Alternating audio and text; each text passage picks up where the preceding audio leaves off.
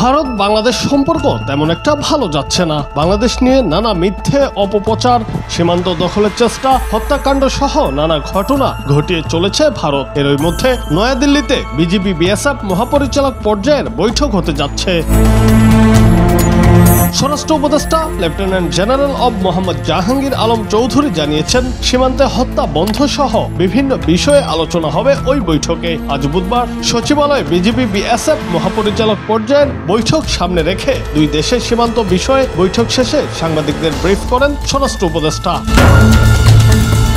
তিনি বলেন, BGB BSF মহাপরিচালক পর্যায়ের বৈঠকে ভারত বাংলাদেশ সম্পর্কে আস্থা ফিরিয়ে আনার বিষয়টিকে সবচেয়ে গুরুত্ব দেওয়া হবে। সীমান্তে হত্যা বন্ধ করা, বর্ডার লাইনের 150 গজের মধ্যে কাঁটাতারের বেড়া বা কোনো নির্মাণ কাজ নিয়ম মেনে করা, ভারতের গণমাধ্যমে বাংলাদেশ নিয়ে মিথ্যে সংবাদ প্রকাশ না করা সহ বিভিন্ন বিষয়ে আলোচনা হবে। তাছাড়া ভারতের সঙ্গে যেসব অসম চুক্তি রয়েছে সেগুলো পর্যালোচনা করা হবে। অভিন্ন নদীর পানি প্রত্যাহার, ভারত থেকে বাংলাদেশের ফেনী অঞ্চলে আসা বর্জ্য ব্যবস্থাপনা বন্ধের প্রস্তাবও দেওয়া হবে বৈঠকে। জুনায়েদ আহমেদ, বাংলা টিভি।